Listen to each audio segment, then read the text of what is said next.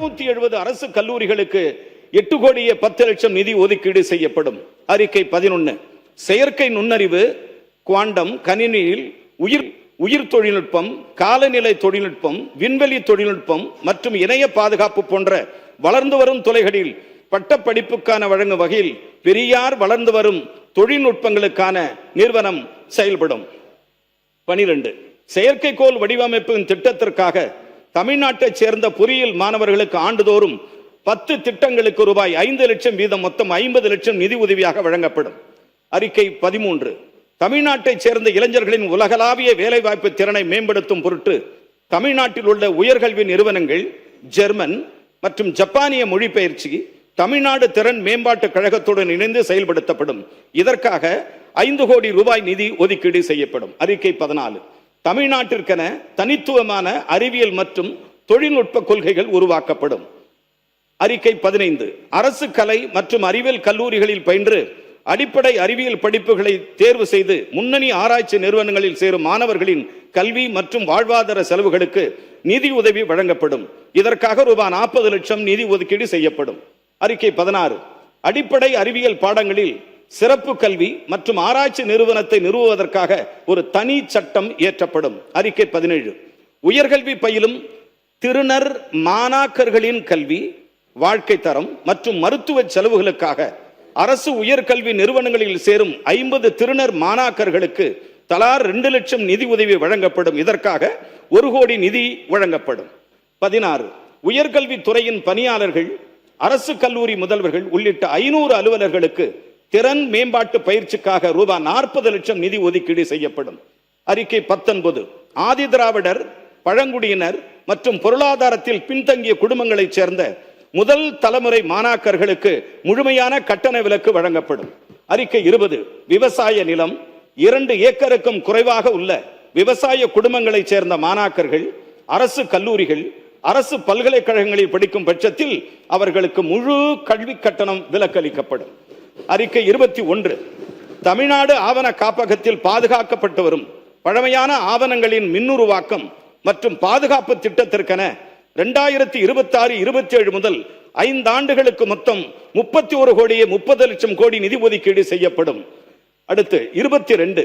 உயர்கல்வித்துறையின் கீழ் செயல்பட்டு வரும் மாநில உருது அகாடமியில் உருது மொழி மேம்பாட்டிற்காக 1 கோடி நிதி ஒதுக்கீடு செய்யப்படும். தீர்மானங்கள் கொண்டு வரப்பட்டது. அடுத்து வெட்டு தீர்மானம். நன்றி சொல்லலையே.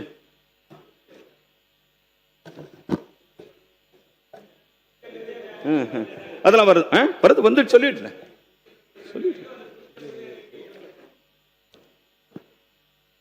இல்ல புது கல்லூரிகள் சொல்லிடலாம். ஏறத்தாழ 46 சட்டமன்ற உறுப்பினர்கள் இதுவரை உயர்கல்வி அரசு கலைக்கல்லூரி வேண்டும் என்று கோரிக்கை வைத்திருக்கிறார்கள். அதில் அரசு துறையினுடைய அதிகாரிகள் ஆய்வு செய்ததின் அடிப்படையில் ஏறத்தாழ ஒரு 18 to 20 கல்லூரிகள் ஆய்வுக்கு உட்பட்டு வருவதாக கருதப்படுகிறது. மீண்டும் உள்ள ஏனைய கல்லூரிகளில் ஆய்வு மேற்கொள்ளப்படுகிறது. ஆய்வுகள் மேற்கொள்ளப்பட்டு மிக விரைவில் உயர்கல்வித்துறையின் சார்பாக மிக விரைவில் அறிவிப்பு வரும் என்பதை இந்த நேரத்திலே நான் தெரிவித்துக் கொள்கிறேன். அமைச்சர், வெட்டு தீர்மானம் உறுப்பினர் கொடுத்திருக்கிற வெட்டு தீர்மானம் திரும்ப பெற்று மானிய கோரிக்கை வெற்றி பெற செய்யுமாறு வேண்டியது. சுருக்கமா சொல்லுங்க, 2 வயலில். மாமன்ற உறுப்பினர்கள் அளித்துள்ள 85 வெட்டு தீர்மானங்களையும் படித்து பார்த்தேன். இந்த வெட்டு தீர்மானங்கள் எல்லாம் கொள்கை விளக்க குறிப்பிலும் எனது பதில் உரையிலும் பல விரிவான விளக்கங்களை நான் தந்துள்ளேன். மாண்புமிகு உறுப்பினர்களின் கோரிக்கைகளுக்கு முன்னுரிமை அளித்து அப்பணிகளை நிறைவேற்றுவதற்கு நாங்கள் உறுதியாக செயல்படுவோம் என்பதை தெரிவித்துக் கொள்கிறேன். எனவே மாண்புமிகு உறுப்பினர்கள் தாங்கள் கொடுத்துள்ள வெட்டு தீர்மானங்களை திரும்ப பெற்றுக்கொண்டு உயர்கல்வித்துறை குறித்த மானிய கோரிக்கையை நிறைவேற்றி தர வேண்டும் என கேட்டுக்கொள்கிறேன். காலத்தின் அருமை கருதி இந்த 26-27 ஆண்டிற்கான உயர்கல்வித்துறை தொடர்பான அறிவிப்புகளை தலைப்புகளை வாசித்து முடித்து விட்டேன். நன்றி, வணக்கம். வேற ஒன்றும் இல்லையா? அவ்வளவுதான்.